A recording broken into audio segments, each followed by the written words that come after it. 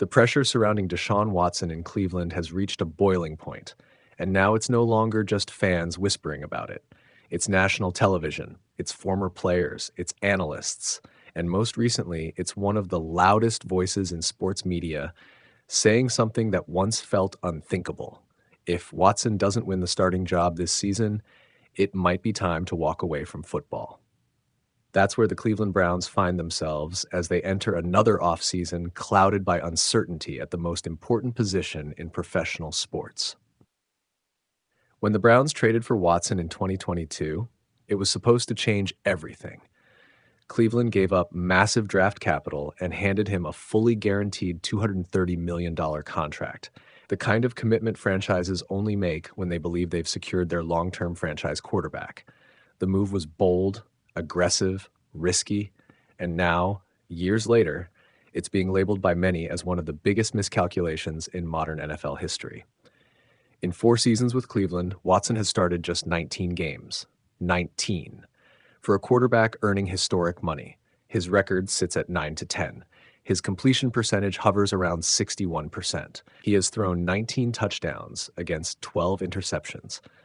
Those numbers aren't catastrophic in isolation, but they are deeply underwhelming when placed next to his contract, expectations, and the cost the organization paid to acquire him.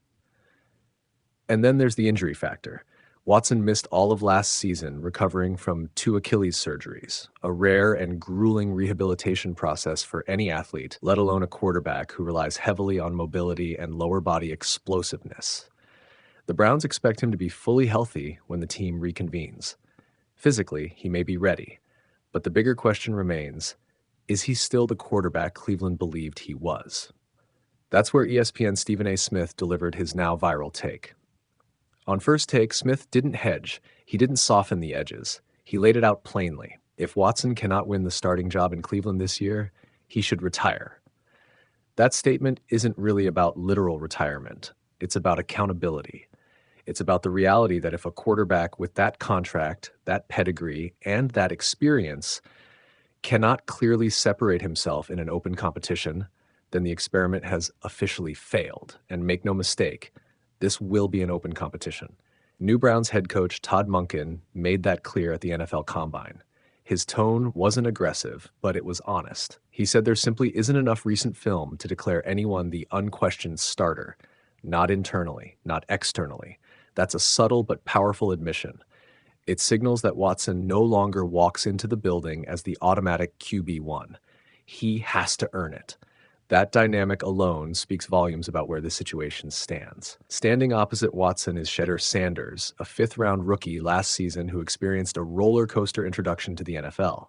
Sanders started 7 games, posting a 3-4 record while throwing for 1,400 yards, 7 touchdowns, and 10 interceptions.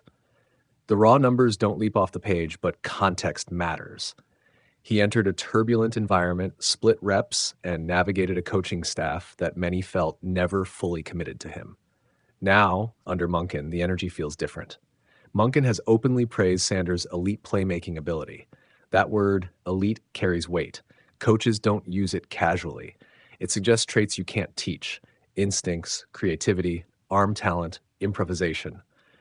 Monken also acknowledged Sanders has a long way to go, but that's true for nearly every rookie quarterback.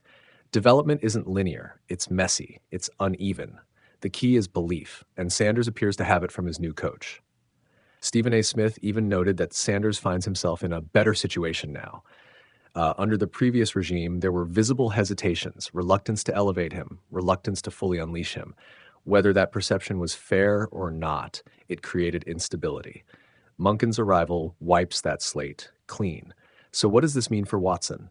It means this isn't just a comeback season. It's a referendum season. If Watson returns healthy and decisively wins the job, if he reclaims the mobility, the sharpness, the poise that once made him a Pro Bowl caliber quarterback, the narrative flips instantly. Redemption stories are powerful in the NFL. Talent still matters, and Watson at his peak was unquestionably talented. But if he struggles, if he looks tentative post-surgery, if Sanders outplays him in camp and preseason, then Cleveland faces a crossroads. Financially, the Browns are tied to Watson's contract. The fully guaranteed structure reshaped quarterback economics when it was signed. Even if he loses the starting role, he still gets paid. That's the uncomfortable reality. The money is already committed. The cap implications are complex. Moving on cleanly isn't simple. Yet, football decisions aren't made purely on financial logic. They're made on performance, locker room belief, competitive urgency.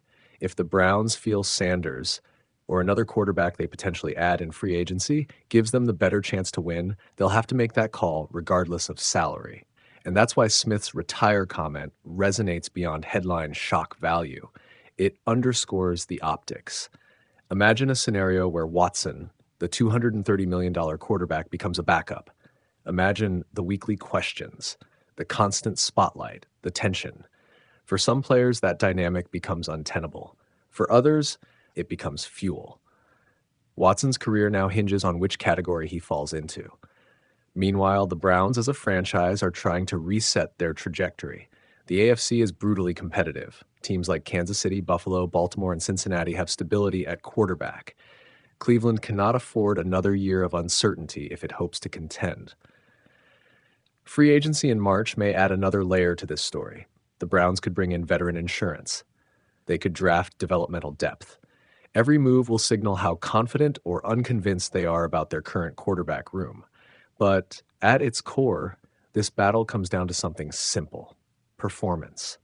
Training camp will be intense, every rep charted, every throw dissected, every preseason drive magnified. For Watson, it's not just about proving he's healthy, it's about proving he's still worth believing in. For Sanders, it's about accelerating growth and capitalizing on opportunity.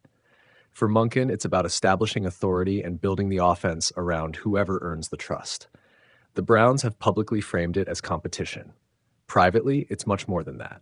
It's a test of identity, a test of leadership, a test of whether Cleveland can finally stabilize the quarterback position that has haunted this franchise for decades. If Watson wins decisively, the story becomes one of resilience and patience paying off. If he doesn't, the consequences, emotionally, financially, and reputationally, will ripple far beyond one roster decision. Because in today's NFL, quarterback decisions define eras, and in Cleveland, that era is hanging in the balance. The pressure surrounding Deshaun Watson in Cleveland has reached a boiling point, and now it's no longer just fans whispering about it. It's national television, it's former players, it's analysts, and most recently, it's one of the loudest voices in sports media saying something that once felt unthinkable. If Watson doesn't win the starting job this season, it might be time to walk away from football. That's where the Cleveland Browns find themselves as they enter another offseason clouded by uncertainty at the most important